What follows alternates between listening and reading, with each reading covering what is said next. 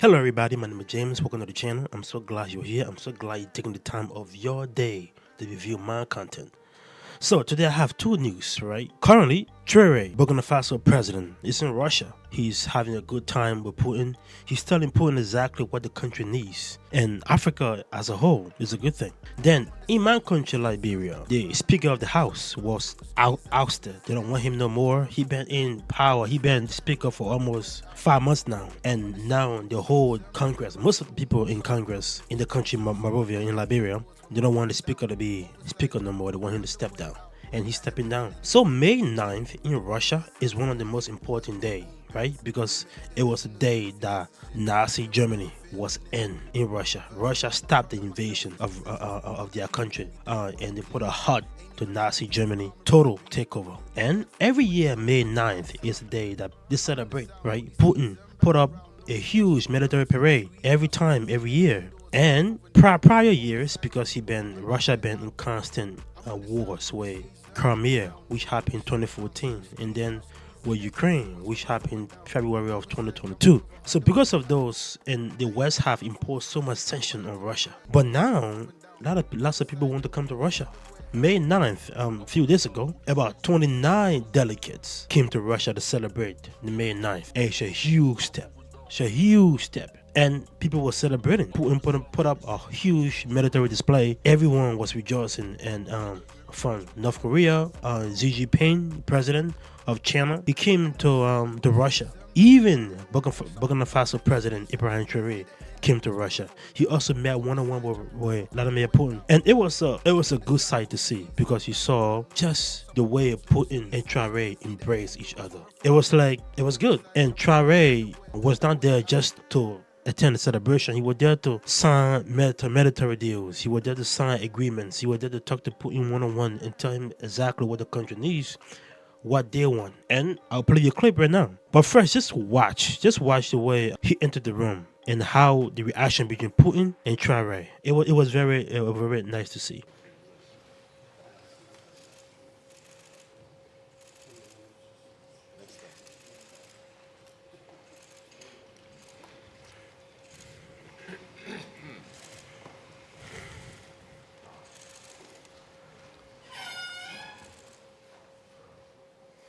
That is respect. You saw Putin almost giving a hug right there. He just like, oh, wait a second, I'm a president, so I gotta be calm. But he almost just embraced Traoré. You know, he was all in it. You know, just the emotion and the togetherness in that room was nice. And you notice that most of the time when Traoré is walking around, you have his gun on his side. And this time, there was no gun on his side because that place where he was with Putin was the safest place in the world. Nobody could touch him now. And then, like I said, he wasn't just there to just attend the celebration, but he was there to do business. And he quickly tell Putin exactly what the country needs. And it was very touching. It was an honor to be part of these commemorative events devoted to the great victory anniversary, and I would like to thank you for inviting us. It was a great honor for us. And I need to say that during this visit, I learned a lot. I learned a lot about culture, about history, that laid the foundation of the resistance of the Russian people, of its struggle. I learned of sacrifices your people made, and due to these sacrifices, we are free now. And I would like to thank you once again for this invitation, and this meeting allows us to think about what's happening in the world today and to think about the prospects as well. The obstacles that we can see today must not stop us. These obstacles, in some way, they are even an advantage, because despite all the sanctions that were imposed on the Russian Federation by many states, Russia is still holding the leading position internationally, and we understand this, we understand how difficult it is.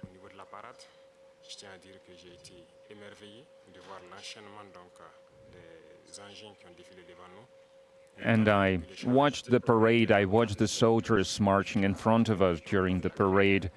I saw the equipment, including the tanks that from the times of World War II, and I saw the modern equipment, and we would like to see the cooperation between our countries developing rapidly, developing swiftly, and acquire new shapes and forms. We thank you for your attitude towards Burkina Faso. Today I visited Mendeleev Institute, and we understand that apart from defense and security, there is another essential field, which is science and education, and we would like to see Russia assisting us in training and educating our youth to help us to develop our own industries, our own enterprises. Exactly. He's telling Putin exactly what he wants. He doesn't want a handout. He doesn't want some aid. He wants people to get trained in his country, the young ones. Burkina Faso have a large young population, and they're hungry. They are very hungry to learn, to develop their own tanks, develop their own car. They want to build the country. They don't want a handout. And he is telling Putin exactly what the country needs right now. And he respects Putin pretty well, and he knows Putin can do most of the things he said he can do, and he's laying it out right there. He's saying, please, I don't want to hand out. I just want knowledge. My people in my country want knowledge, want opportunity. Machinery, other types of manufacturing, because it's very important for Africa. We believe that terrorism that we can see today is a legacy of imperialism, and that's something that we fight against. If we put an end to this war, if we have a strong army, then we can develop our motherland. This is why we continue to fight. That is why we have this struggle. That's why it's important to train personnel, to educate people. In Africa, Africa needs a lot when it comes to equipment, when it comes to technology and machinery, and there are a lot of expectations in this regard. And that's why we still need to do a lot, we need to work a lot, and we would like to request an assistant, and the most important thing you can help with is this exchanges, transfers of technology, exchange of experience. We need to understand how we can use the experience and the know-how that Russian universities have, and how we can spread it to Burkina Faso, how we can open branches of the Russian universities and Burkina Faso to be more efficient in the way we educate our people, our citizens. This is the essential task that we are faced with. Yeah, he cares about educating his people, making sure they learn and develop their own stuff. He's not there for a handout, period.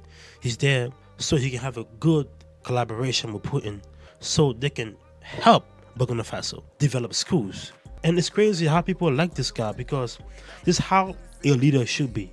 If the people are willing to do whatever it takes to protect you, they mean that they believe in you, and they know that you always got their back. And that is the most thing you can ever want as a leader in any place. People are willing to sacrifice themselves just for you because they believe in you, they believe in your vision, they believe in your dream, they believe that you got them whatever happens. So I'm very happy for this, not just for the country of Burkina Faso, but also for Africa, especially West Africa, right? West Africa is just up and down. It's just up and down. Things are just unorganized right there. This guy is stepping up. So in my country right now, the government is having some kind of interior issue right now. The Speaker of the House, his name is Kofa, right? The Speaker of the House, Mr. Kofa, he's been Speaker for almost 5 months now. And the people do not want him there. Especially certain group of people do not want him there. You know, as you can see right here, May 12th, which is today, the Speaker of the House is expected to resign today. They want him to resign, right? It said, Speaker of the House, Representative J. Fanti Kofa will officially step down from his role as at noon today in Liberia. It's already been noon, so he's already been out of there. Following months of political turmoil and wilderness, constitutional crisis in Liberia 55 national legislature. The announcement was confirmed in a statement issued Sunday by the Rule of Law Caucus. So it's trying to get him out. They said he's not doing his job. He's not being fair. His resignation followed weeks of speculation he had previously dismissed as unfounded. In late April, he strongly denied any plan to vacate the speakership, calling the report politically driven. So this trying to get him out, and he's stepping down. First, the Supreme Court of Liberia told was on his side. It said, "Oh no, don't step down. You're doing everything as you can. Everything is doing well in the country. So legally you have the right to be in where you are. You have the right to become that speaker legally. So there's nothing we can do." And they pretty much let him know right there, right?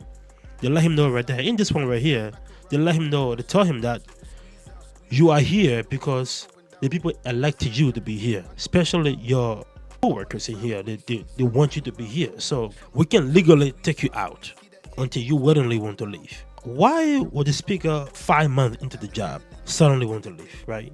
That is the key right there. Why does he want to leave? Why? This is what started the whole issue. Just like most things in Africa, it always starts with money. People are greedy. People think being in government is the source to a good life. And most of the time, 85% of the time, they are, because people are so corrupt there. So as soon as they get in government, they try to uplift their family, try to take money from here. You only see one people in Africa, one people in Africa, leaders in Africa that actually care about their country. Hence, Ibrahim Traoré in Burkina Faso. So let's see how the whole thing started, right? The crisis at the House of Representatives began when embedded House Speaker Kofa made a call for an audit of the 45 legislation in which he served as Deputy Speaker, while his now Deputy Thomas Fowler served as Chairman on the Ways and Means. By the week of October 13, 2014, rumors spread that members of the House of Representatives were gathering signatures to remove Speaker. See, they were already trying to remove him. Almost at the end of the year last year, they were trying to remove him. Why? Why are they trying to remove him? Speaker Kofa, who was in the United States joining President Bouaka on a state of visit, they paid travel later to Rome together to meet the late Pope Francis at the Vatican. On October 17, a report emerged that about 47 members of the House of Representatives had received an alleged sum of $15,000 each in advance, bribe payment against 250 promised the money to remove that. So this is what happened, the whole plot right here. It wasn't like maybe he wasn't doing his job. It was just some people did not want him to be speaker, right? So member of the House had received a sum of money, $15K US dollars in advance, bribe payment against $25K promise in bribe money to remove the speaker as part of the plot. They wanted him to move. There was a group of Congress people that was paid money to remove the Speaker of the House. Why? Because he called for an audit. This led to heated exchange among lawmakers, creating a pendulum on the Capitol ground, with some lawmakers from opposing side nearly engaging in fist fights. So they tried to move the guy. They wanted to move the guy because he wasn't aligning to some political views. Political views in terms of like, oh, he's not trying to do what I want to do. He's not open enough. I want him to let me do what I want to do. He wasn't open for more bribing, because when you're in government, you have power to like give companies access to certain places. So he was trying to audit and make sure everyone is screwed up, because when President Bouaka came into power, he wanted to do an audit too, right? And he wanted to like make sure everybody is being taken care of but not being overpaid. Don't just come to government because you want to get rich, but come to government because you want to help the people. And that's why that was a initial promise from President Bouaka, the president of Liberia. And I guess Speaker Kofa wanted to symbolize that as creating some kind of audit and to make sure things are pretty much good in the country. But some representatives and some lawmakers didn't want that to happen. So they tried to bribe and remove him from seat. And today he's been removed. And it's just another step back again. It's just another step back when it comes to corruption. But I just hope that things be better in my country, just like things are getting better in Burkina Faso. If you like the content so far, subscribe to the channel or click the like button. So let me know how you feel. I always love to engage with you guys. Thank you.